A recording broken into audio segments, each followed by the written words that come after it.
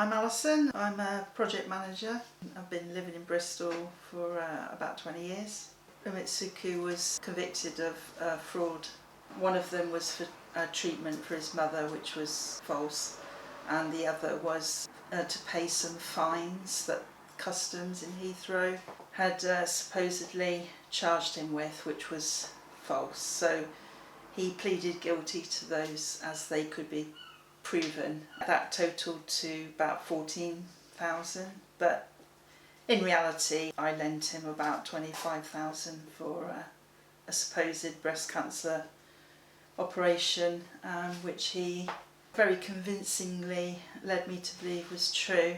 Well, for anyone that knows Bristol, I met him in the George and Dragon on Church Road. I'd seen him a couple of times in there. He asked me to send me his number, and he encouraged me to go to a boxing exercise class, and it just seemed that we made a connection, and we started going out. It was on our first trip abroad to Tunisia that he broke down crying and said his mum had been diagnosed with breast cancer, and he was struggling to access his money in Istanbul. I wasn't comfortable transferring him the money, but it felt like we were a serious couple already.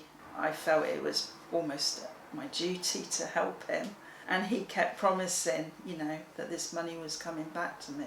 And also, after a few months after meeting him, he helped me arrange the funeral for my mum, and that was very upsetting because he showed genuine distress and got to know my family.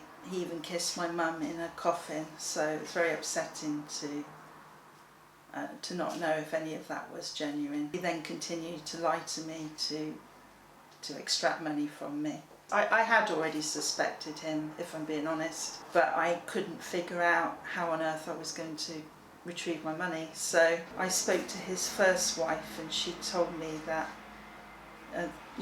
there was no way that operation took place. Yeah, I approached the police when I realised that he'd been conning me out of money. One of the officers told me to give myself a slap and get a good solicitor.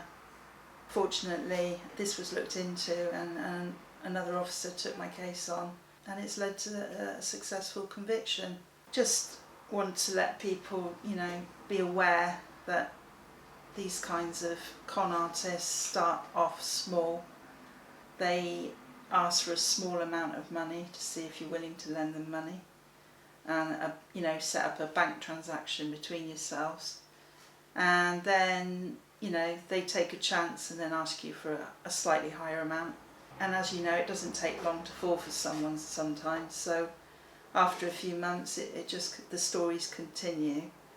It's been an ordeal that I don't want others to go through.